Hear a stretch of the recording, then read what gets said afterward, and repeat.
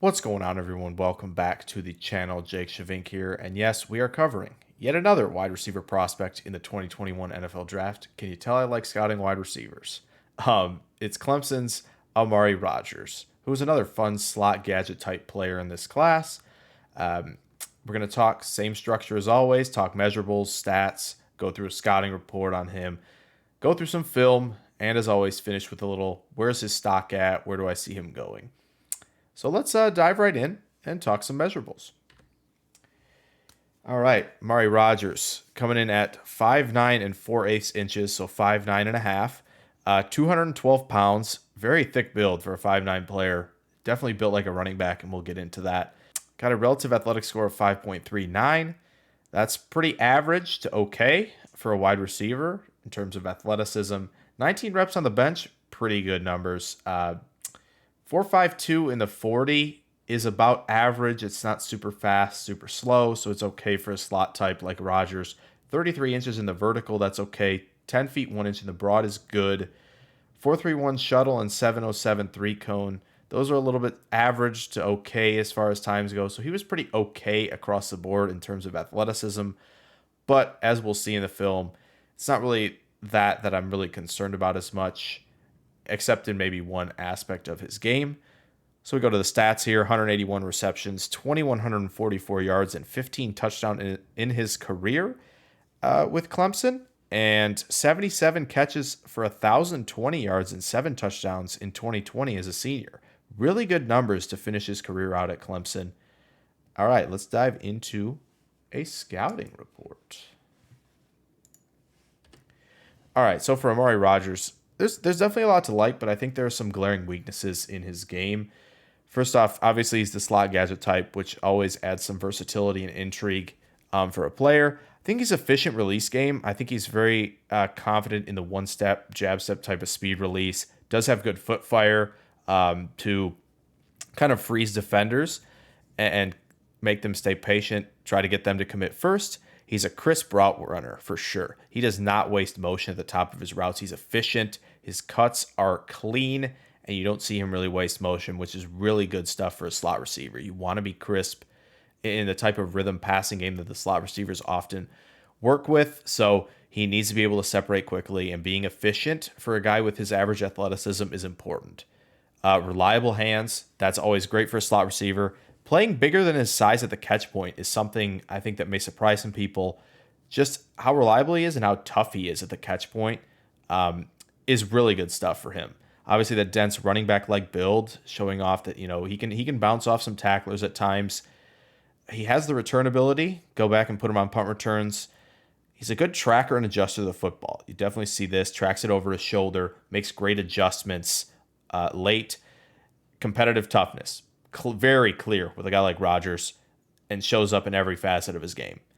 And something interesting as well, his stamina to sustain speed. Now, his play speed isn't super fast, like we talked about. He runs a 4.52. That's about where he is in terms of play speed as well. He doesn't have that elite speed, but he does have the stamina to sustain that speed. And that's something we'll look at in the film quick as well, and you'll see it. And yeah, making plays outside of his frame, going to high point the ball. We talked about making plays outside his frame as an adjuster to the ball as well. So there's a lot to like in terms of his strengths. Weaknesses, there are a couple glaring ones, though. Obviously, he's lacking the ability after the catch in terms of athleticism, twitch, and burst to make initial defenders miss, to erase angles. He's not going to make defenders miss with that agility that he really doesn't possess too much of. So obviously, when in terms of winning after the catch for him, it's going to have to be with his toughness, with his running back like build, and it has to be cognitive with him. He's got to have good spatial awareness to know where defenders are at and take advantage and get yards where he can. Scheme to production is another one. Obviously, getting the ball and quick, stuff like that with a slot gadget type player, not a huge concern, but also definitely want to contextualize that production from him. And he does lack a different gear and explosiveness, which comes into play in terms of, his route pacing and in terms of, winning deep down the field. He's not going to find that extra, explosion gear burst in and out of his routes. But he is efficient enough that that's not a huge deal. But again, when you see these dynamic players in this draft, he's not going to measure up in that regard. So it's something to watch. Another thing I think that, I didn't put on here, but I think there's a couple concentration drops, but ultimately he's got reliable hands. He just a couple times was looking for footing and really wanted to take his head up and look where he's going after the catch, which is understandable considering his, deficiency in that area after the catch. So now let's dive into a little film on Amari Rodgers and highlight some of the key parts of his game. All right, here, diving into the film for Amari Rodgers here. First rep down at the bottom of your screen. Nice little blaze out where you sell inside. Look at how efficient he was there at the top of his route. Something you like to see here. Again, go high point the ball, make that catch outside of your frame. Here's that type of gadget stuff we were talking about. Look at that toughness after the catch. He's really built like a running back. Here you're going to see him a little out and up. Lawrence has to get rid of it. Great adjustment to the football there. Makes a great catch. See it another view here. Really nice play, and you show that reliability there from him. This is what we're talking about after the catch here. He recognizes where the defender's coming from. Reliable hands, head's already turning to the outside where he knows the safety is not in man coverage, and that's where he's going to be able to pick up these key yards after the catch. It's not going to be with his speed. It's not going to be with his twitchy, agility, all that stuff. He's going to have to be smart, and he's going to have to be tough after the catch. All right, bottom here, we're going to talk about the blaze out again. Another rep here, and you'll see it. You sell inside there, selling kind of a post almost, selling inside here. And look how efficient he can do this turn. Doesn't waste motion. Creates a lot of separation for himself. And he can do that on the outside against off coverage. All right, top of the screen here. I'm going to rewind this just a little bit. Look at some of his foot fire type release here that he's got, which I think is impressive here. Going to see him chop his feet. One little step there. The top of his route, efficient, and creates enough separation on that slant route. Here you're going to see him in the slot here. This is what I'm talking about, sustaining speed. He does a good job getting off contact there. Sustained speed, good tracking over the shoulder there. Really nice stuff. Again here against Georgia Tech. Going to look at, once again, this type of foot fire. Plants his foot in the ground. And again, when he's got that off coverage, he's going to make defenders... He's going to put defenders in a bad spot when he gets that type of off coverage, when he can do that as a slot threat. All right, here's what I'm talking about, sustaining speed. Obviously here, corner, the nickel here was not ready for this at all, not ready for a vertical route, was very flat-footed. But you can see him recover, but look at Rodgers here sustaining his speed down the field. Doesn't let anybody catch up, so that's good. That's the stamina you like to see from a player like Amari Rodgers. If he can sustain that speed, even though he doesn't have that extra gear, that is something that can benefit him. All right, this is a nice little out route here. This is Jeremiah Owusu-Koramoah. Shakes him off, shakes another player off the wrist. This is how he's going to be able to win after the catch, like I've been saying. It's that type of ability to shake defenders off. Again, he's not going to make the first guy miss. He's not that kind of player, but if he's tough and he's smart after the catch, he can make plays like that, and that's where he's going to help out an NFL offense. All right, so some Senior Bowl reps now.